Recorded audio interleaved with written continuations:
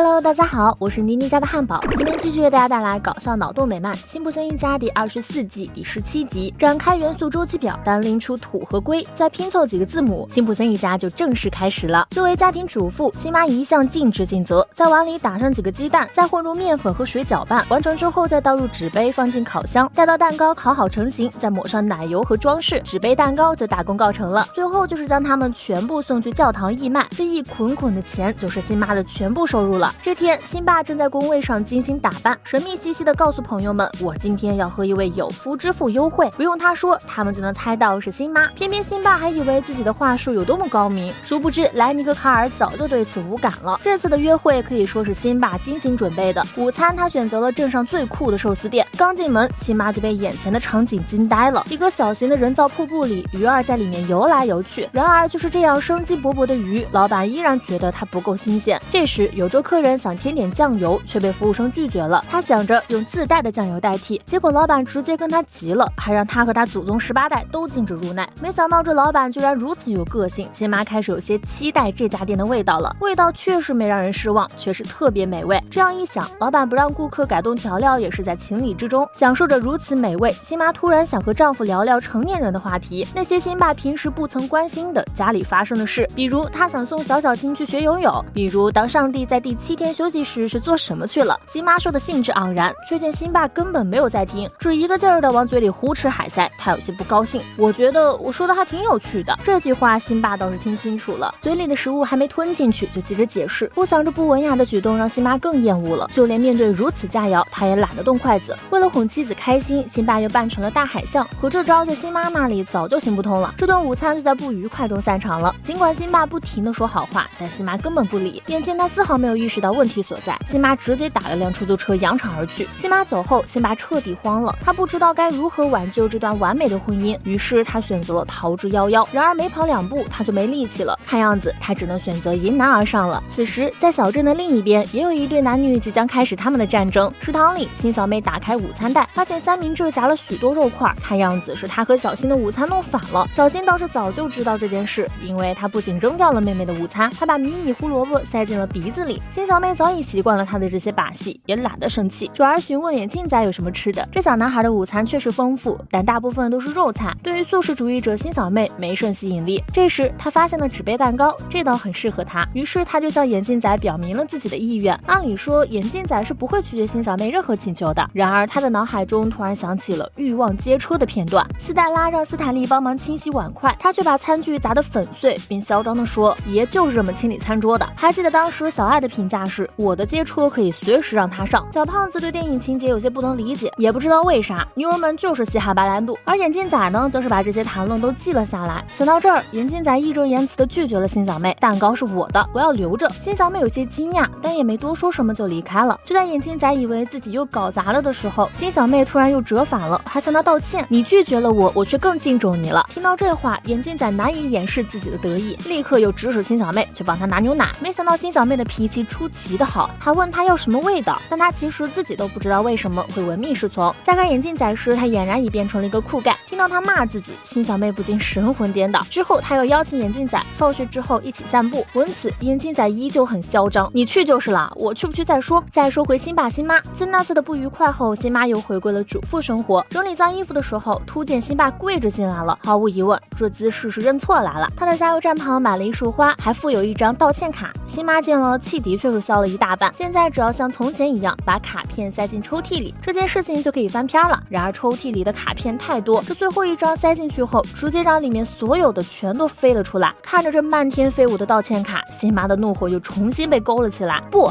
你每次都食言，我受够了。说罢，他再次头也不回的离开了。辛小妹约的地点是春田瀑布，他等了一会儿，眼镜仔才从树丛钻出来，但他没有丝毫生气，反倒觉得这小男孩太帅了。别说话，帅哥，让我醉倒在你的蓝眉毛里吧。听到此话，眼镜仔强压心底的雀跃，语气依旧是冷冷的，问辛小妹有没有带三明治。这小姑娘做事就是周到，不知道眼镜仔喜欢什么口味，就把2种都买了。眼镜仔没想到辛小妹能做到这份上，内心很不是滋味。我像个混蛋， ，Lisa 却照单全收。这种情况显然已经超出他的预期。眼镜仔决定去向生命中最重要的女人取经，这个女人就是学校的心理医生。眼镜仔把事情的经过告诉了他，并说害怕辛小妹喜欢的不是真实的自己。心理医生倒觉得这是件好事儿，至少他现在来办公室不会抱着兔子了。他不说还好，一说眼镜仔马上就慌了，兔子在哪？心理医生对他都无语了。不过帮助迷茫的小男孩是他的职责，所以他承诺会帮助他，无论花费多长时间。没想到这句话刚出口就被打脸了。心理医生接到校方的电话，说他被开除了。看来他和眼镜仔的羁绊就到此为止了。临走之前还顺便抢走了毛绒兔子。我刚被炒鱿鱼，我比你更需要它。另一边，辛巴还在思考如何挽回妻子的心。就在快要陷入僵局之时，他的脑中突然出现了第3个选项：修东西。或许他可以试着按妻子所说的那样去做。上次的约会，辛小妹被眼镜仔丢下了，但他还是没有生气，反而给他做了很多小饼干。意识到自己的行为后，辛小妹有些恐慌，她觉得自己越来越像妈妈了。但她很快又说服自己，常识永远不会过时。这时，眼镜仔的声音打断了他的胡思乱想：“你见过《叛间谍血迹》里的白兰度吗？”紧接着，他就从屋顶上荡了下去，人是平安落地了，可树枝折断，树屋也落了下来。眼镜小新和眼镜仔全被砸了，辛小妹吓坏了，倒是便宜了辛巴，因为他代做事项就有拆除树屋。这项完成之后，辛巴就去磨平大门了。辛巴知道他所做的事情后，有些无奈，那都是6年前的清单了。可在残奥会里，只要上场就有奖牌拿。听见辛巴又拿残奥会类比他们的婚姻，辛巴气得不轻，直接把任务单拍在了辛巴身上。现如今是最后一条道也被他给走死了，辛巴只能去寿司店化悲愤为食欲。另一边，辛小妹终于把这2人给救了上来。面对辛小妹那关切的目光，眼镜仔又迟疑了。在连续询问2个人无果后，他选择了逃跑，只留下一句回见，就消失在了辛小妹的视野中。再说辛巴，他在寿司店一待就是1整天，在不知叹了多少回气后，他终于把烦恼吐露。婚姻真难经营，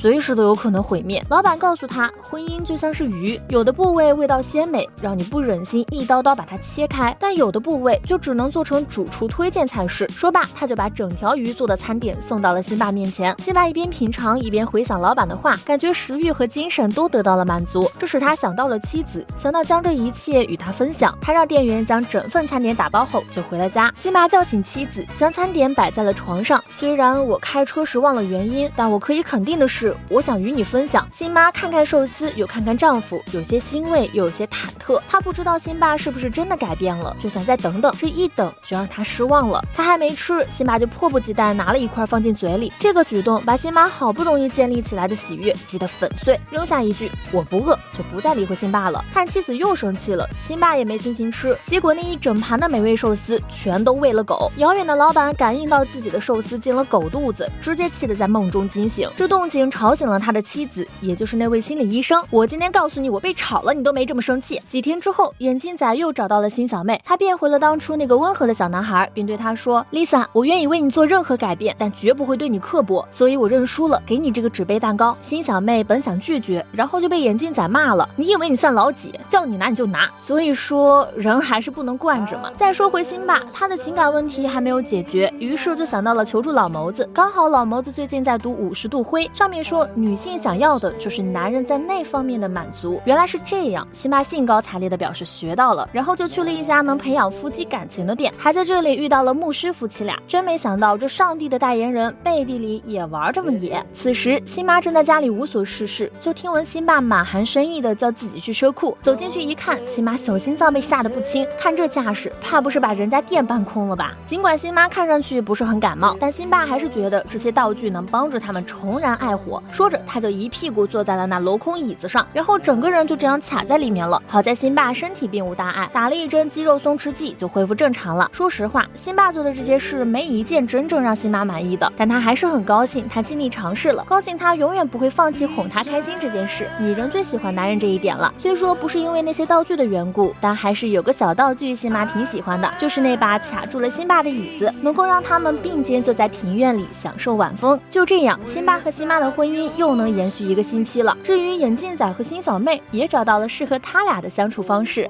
本期视频就到这里了，喜欢的小伙伴别忘了点赞、评论、加关注，咱们下期再见，拜拜。